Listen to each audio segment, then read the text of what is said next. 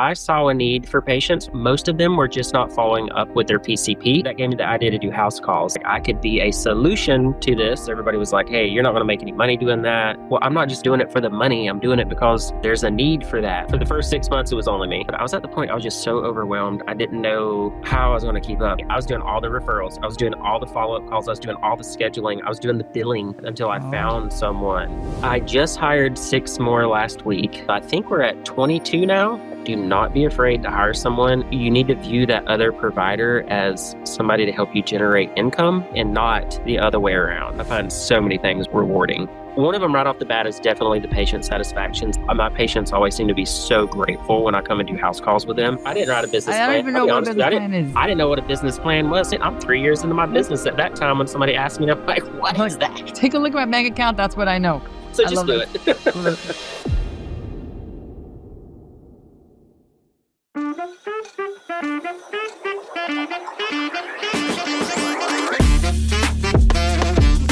Welcome to Unsung, the podcast powered by Duet, where we shine a light on the nurse practitioners who are breaking barriers, redefining healthcare, and proving that NPs aren't just the future, we're the now. I'm Dr. E, and in each episode, we'll uncover the untold stories of NPs across the country who are changing lives with their practices, making a real impact in their communities. And today's guest is Logan Andrews, a nurse practitioner who decided that using the ER as a primary care office is a failure of the system, not a plan. In 2021, he launched Andrews Healthcare Consulting based in Trenton, Florida, and now serving 18 counties. His practice covers the lifespan, primary care, metabolic weight care, and mental health. And yes, he still makes house calls. Why? Because distance and lack of transportation shouldn't decide who gets care. One of Logan's first patients was bedbound. She hadn't seen a clinician in years. Telehealth had cut her off, and her husband was so desperate, he was faking medical issues just to get her meds. When Logan showed up at their doorstep, the husband cried. That's what access looks like in real life. Logan is part of the new guard of NP practice owners, closing care with gaps with simple, stubborn solutions. Go to the patient, meet the need, keep people out of the ER. Logan Andrews, welcome to Duet.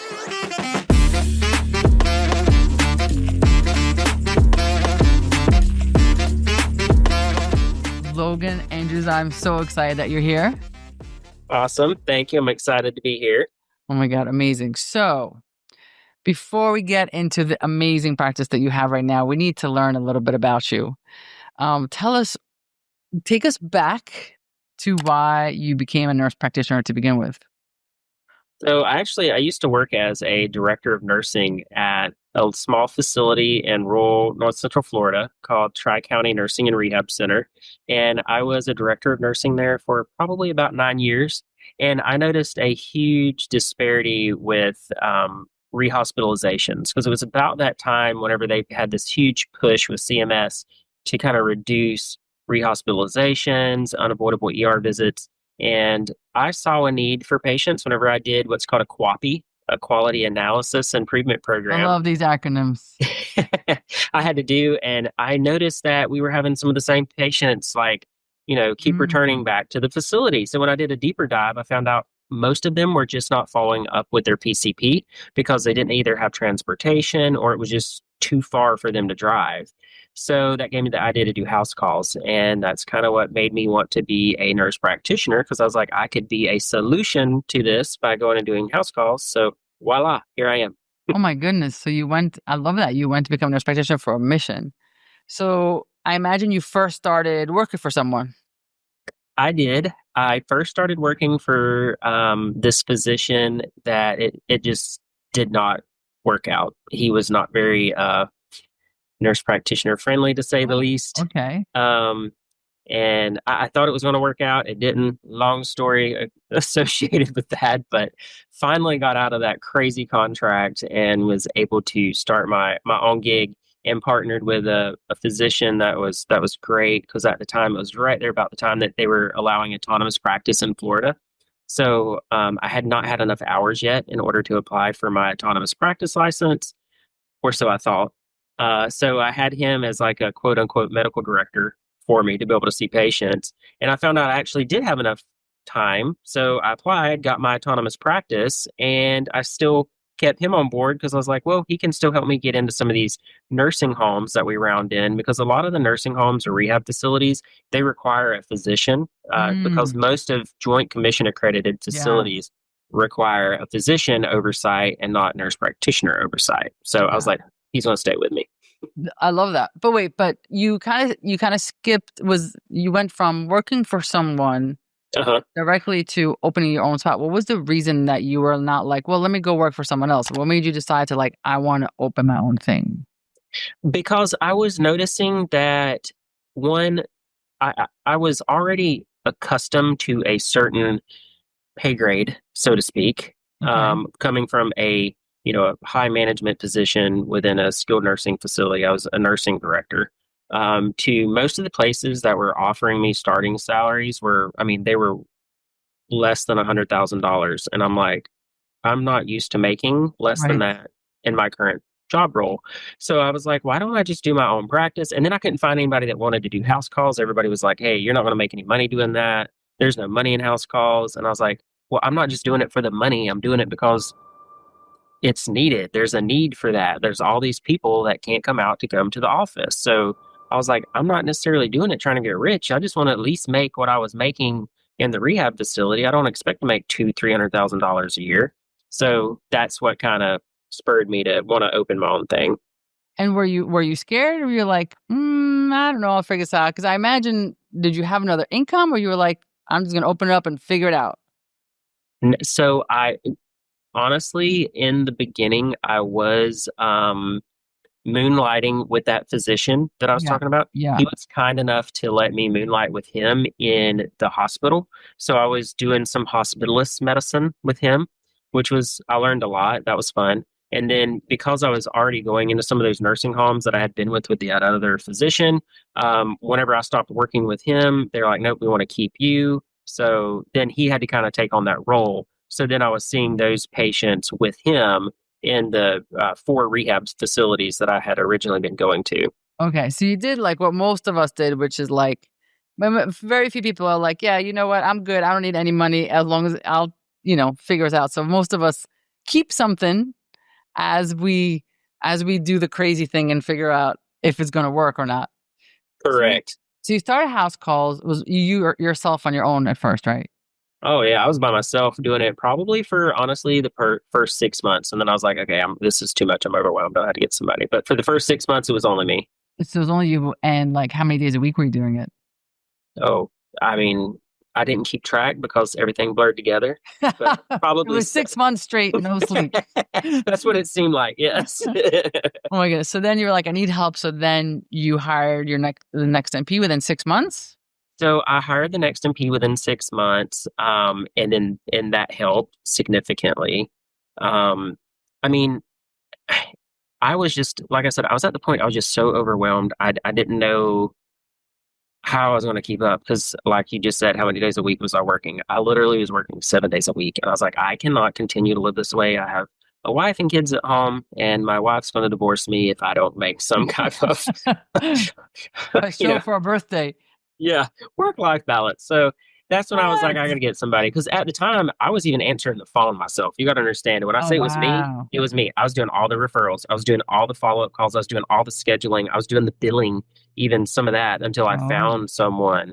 So, So was your first hire another MP, or was your first hire some office work? no, no, no. First hire was what was it? Me? Forget the admin work. Just hire another clinician. It was another clinician because in my head I was thinking I'm barely making enough money to pay myself. So how am I going to pay for somebody else? I was like, but I can do that with another clinician because that's going to be an income. So, anyways, I did that, and honestly, after that provider started, it was probably like 2 months after that I hired somebody that I knew to kind of help me with answering the phones and Oh stuff. my goodness. Yeah, we need that. Yeah, That's an interesting way of doing it.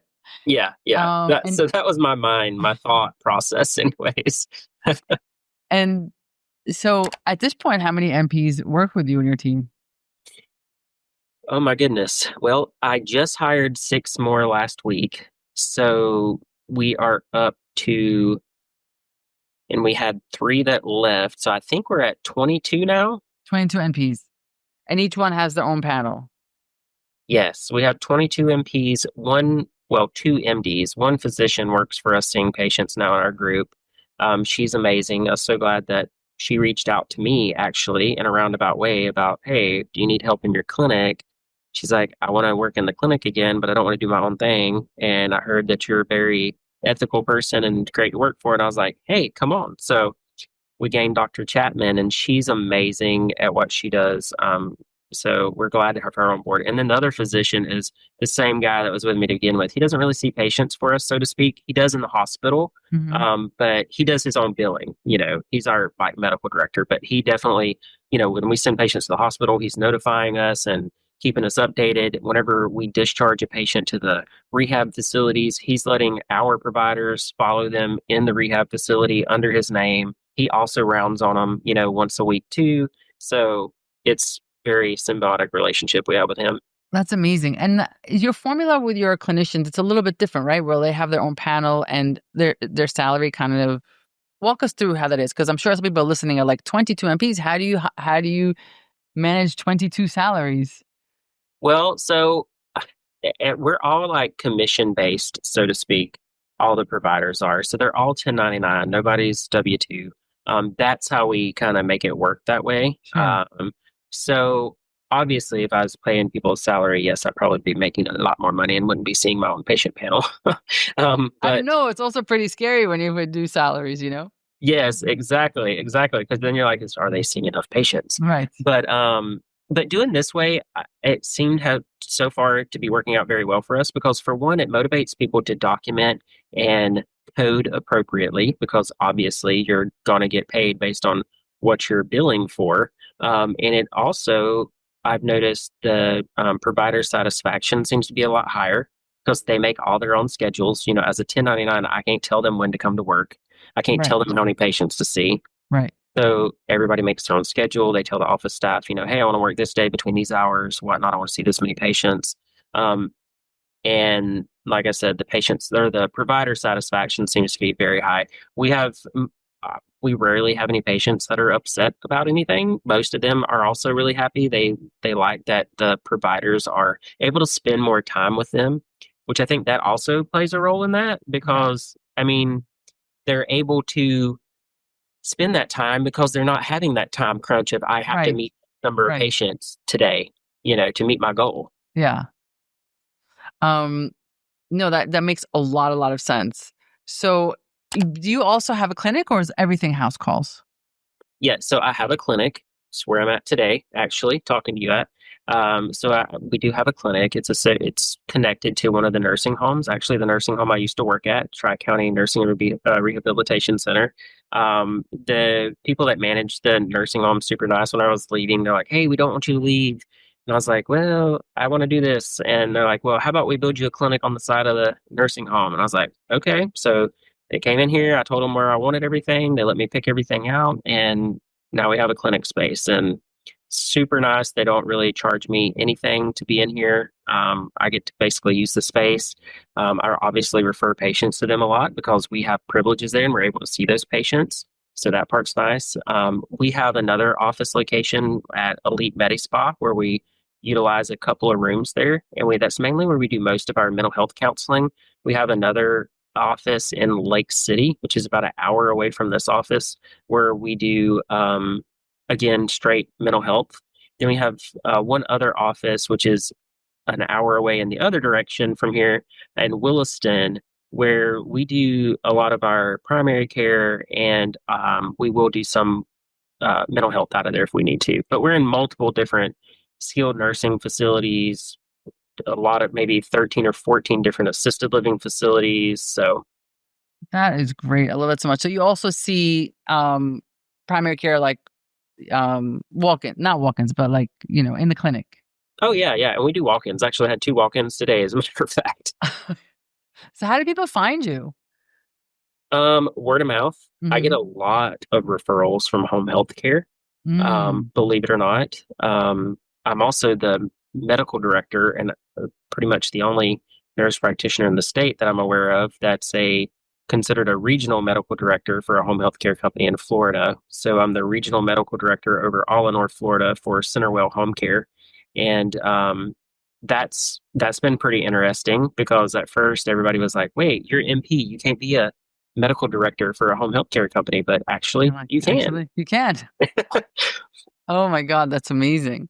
So, what is a typical day for you?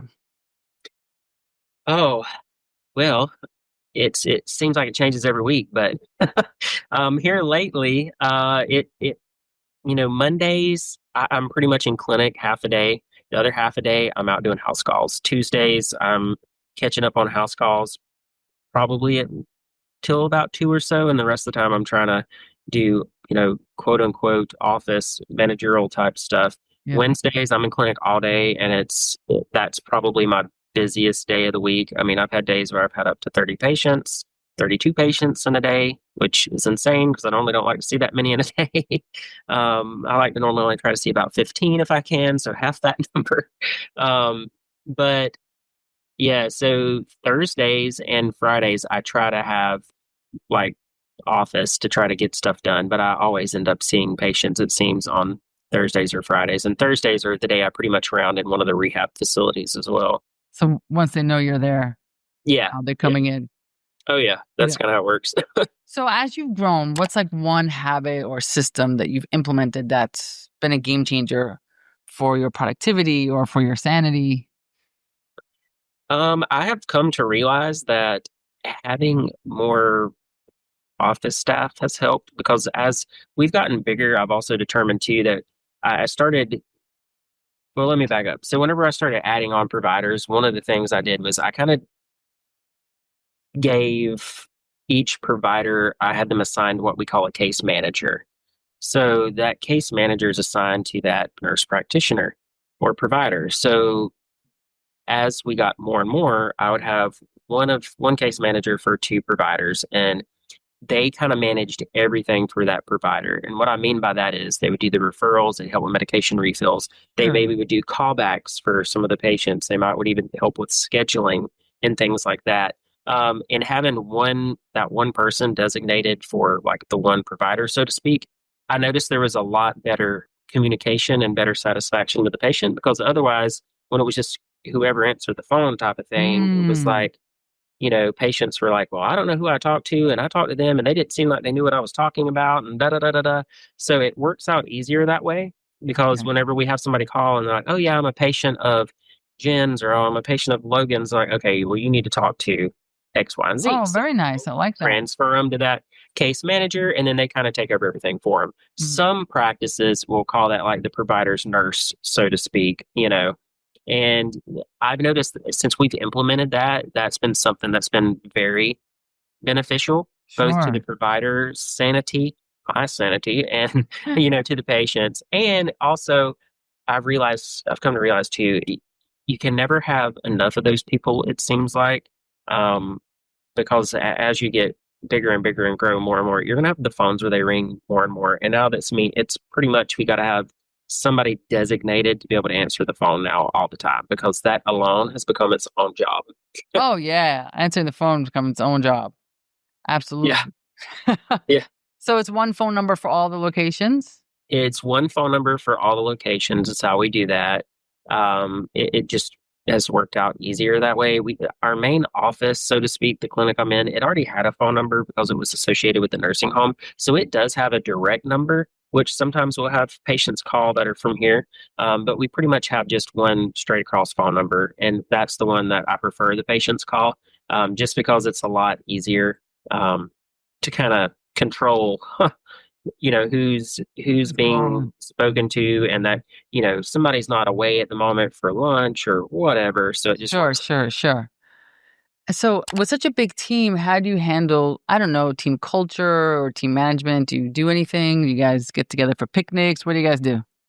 Yeah, actually, so we do monthly provider meetings with all the providers. We do it every single month, and we normally do it at some nice restaurant, in a different area.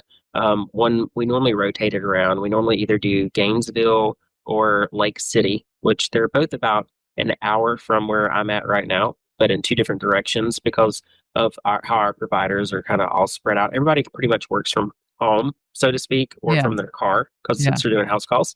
So we try to pick locations that are kind of primarily centralized for everyone. And we normally have like somebody that sponsors the meeting for us. So, they're Nice. the ones, they're going to be talking to us about some product or something. And then at those meetings, I'm always going over like anything new, any new providers that join the group, any new billing issues that maybe were brought up, or new codes that they need to be aware of.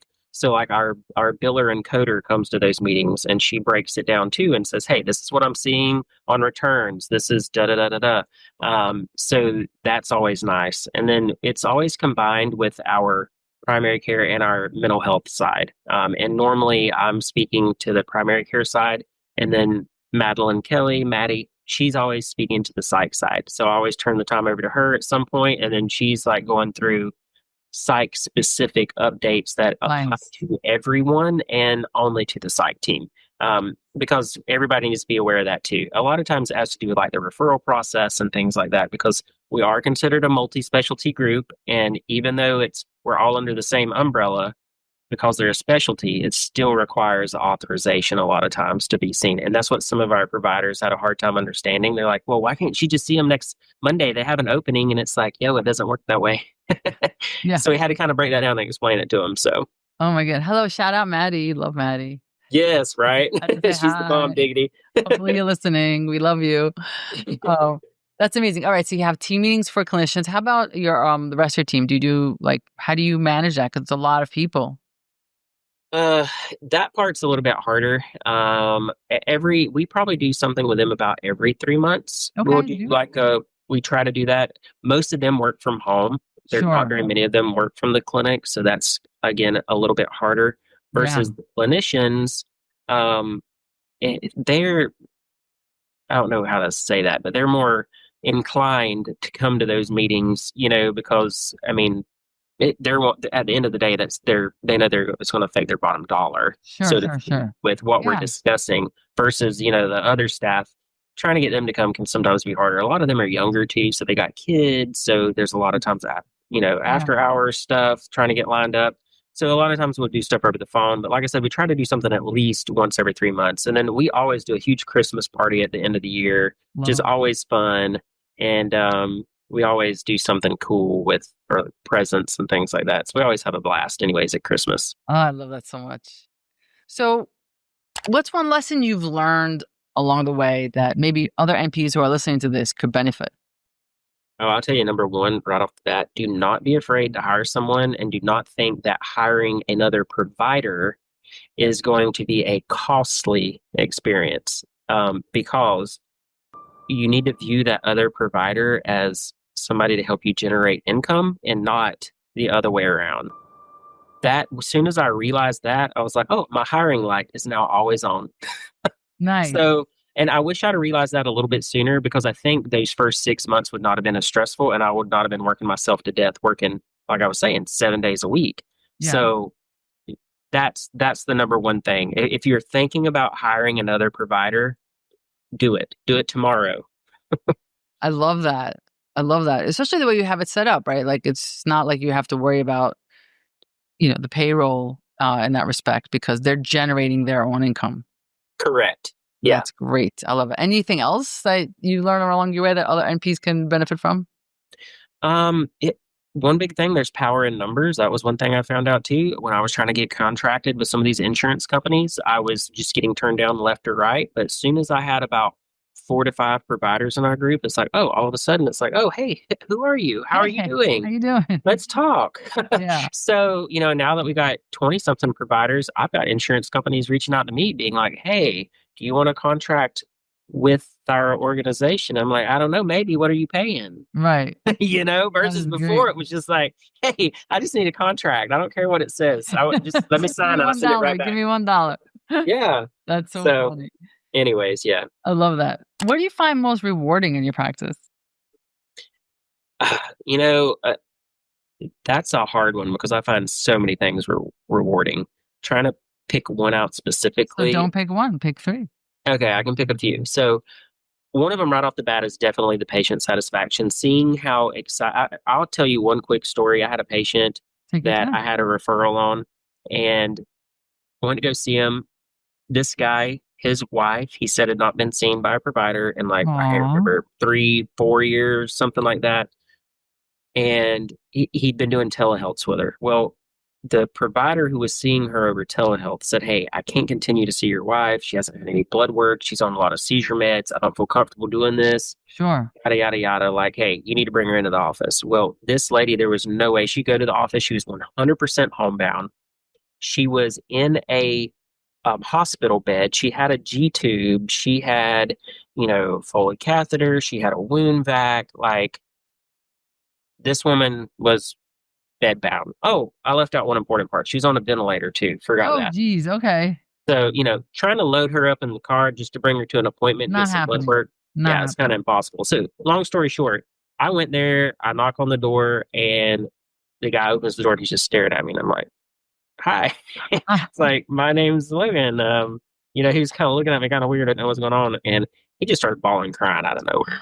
aw. And I was like, "Is everything okay?" At first, I thought his wife died. And I was like, "Oh my God, maybe I got here too late." Yeah. So that was the first thing in my mind. And he's like, I'm just so excited you're here. I haven't had my wife seen in so long. He's like, "I'll be honest with you. I didn't know if I was going to get her seen." He's like, "I've been faking conditions and stuff so that I could try to get her meds refilled. Wow. So they would prescribe them to me so I can make sure that she's at least getting her Oh, medications." that's And I so was just sad. like, oh my God. So that's why I say patient satisfaction. And I can tell you, my patients always seem to be so grateful when I come and do house calls with them. So that's one. Um, Another thing is, now that I've got people working with me, I can say I feel like my work life balance is definitely better. Yeah. Um, so that's another one. And then the other one too is just the fact that I get to help empower other nurse practitioners to work to their fullest ability by working underneath our group practice the way that I have it structured. I mean, we just recently took on another group down in Palm Beach that joined us, and they're working underneath our umbrella because, hey, they are having trouble getting contracted with insurances. So I said, hey, let's do it. So that also led me to eventually want to be more proactive in our state, which Yes. is why I ended up becoming an at-large board member for the Florida Association of Nurse Practitioners.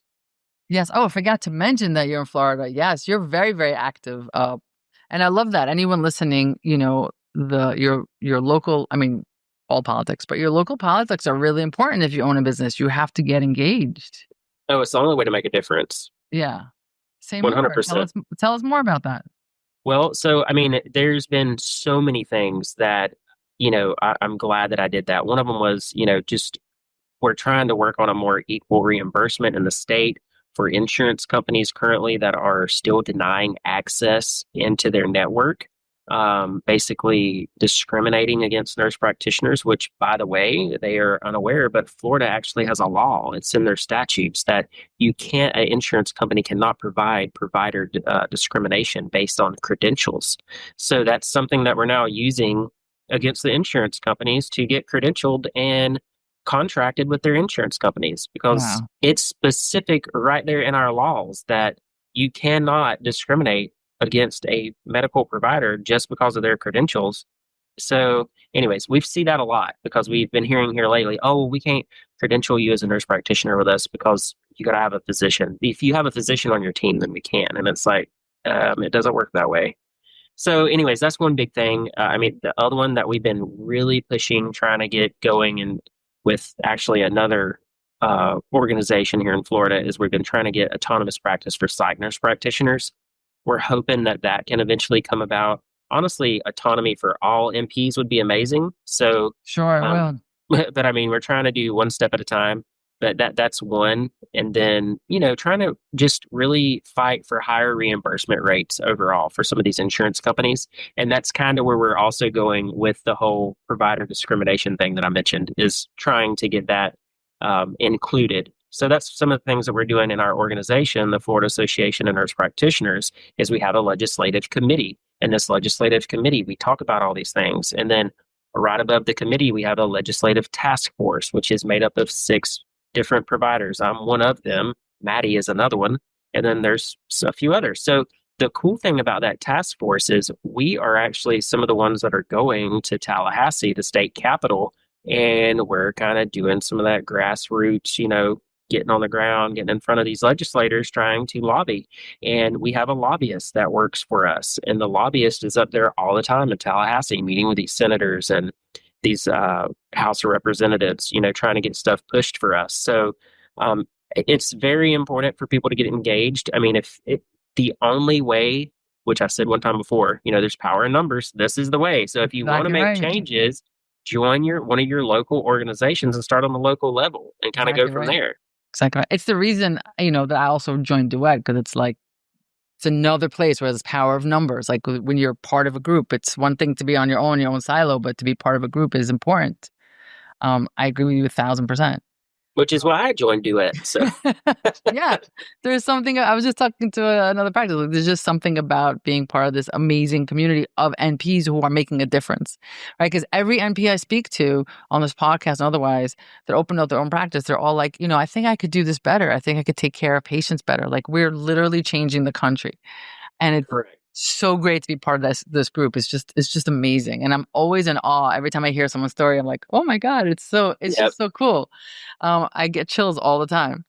Tell me about, and have you had any mentors along the way that's given you a great piece of advice? I would say, yeah. So Dr. Zadavar, he's our medical director that I mentioned, he kind of has told me before, hey, look, you got to make sure that you're always in it for the patient, not in it for the money. Number one. Number two, another thing that he said, because he's been around the block a while doing this, and he's like, don't ever grow too fast that you can't keep up. And he says, and don't be afraid to ask for help. So that's been one. From some other people that I can't remember off the top of my head right now who that was that told me, but somebody had told me there's always a lot of power to in networking. And that's been something I've really tried to stick to and make sure that I do network with other like-minded individuals. And, that kind of share the same philosophy I do, it's trying to put the patient first ultimately, because that's the main thing. I love that.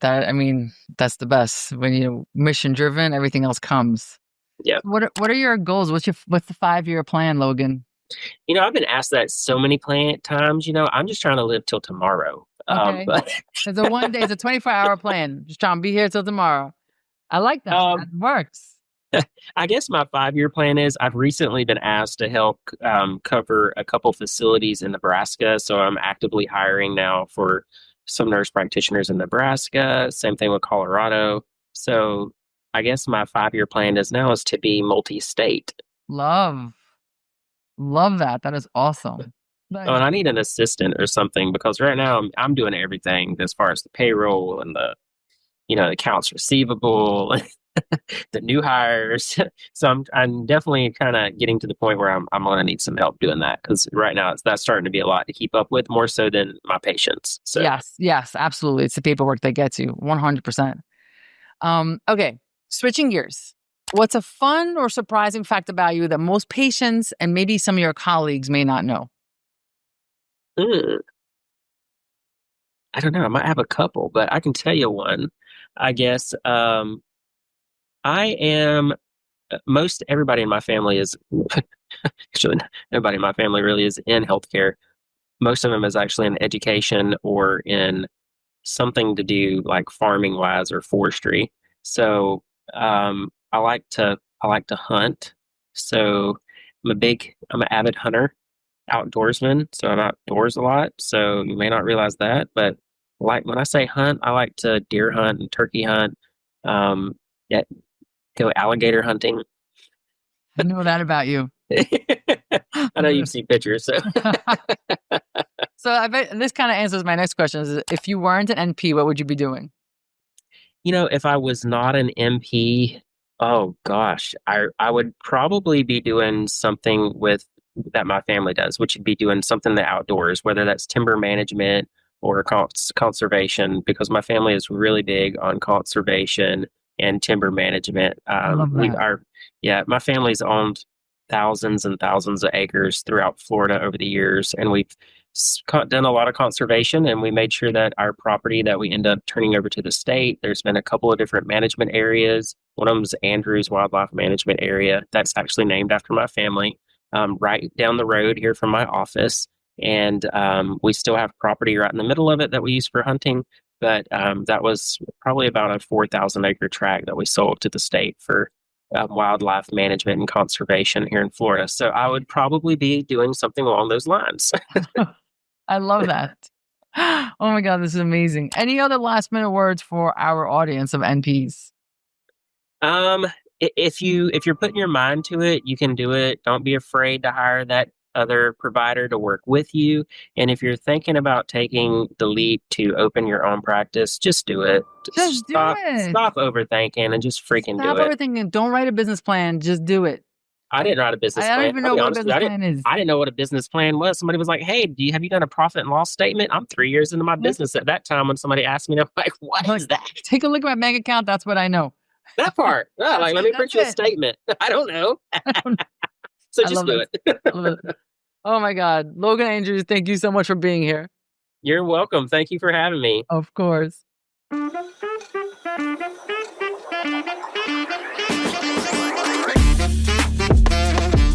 That's a wrap for today's episode of Unsung. If this inspires you, share it with another NP who needs to hear it. And don't forget to subscribe and leave a review. It helps more NPs find us and fuels the movement.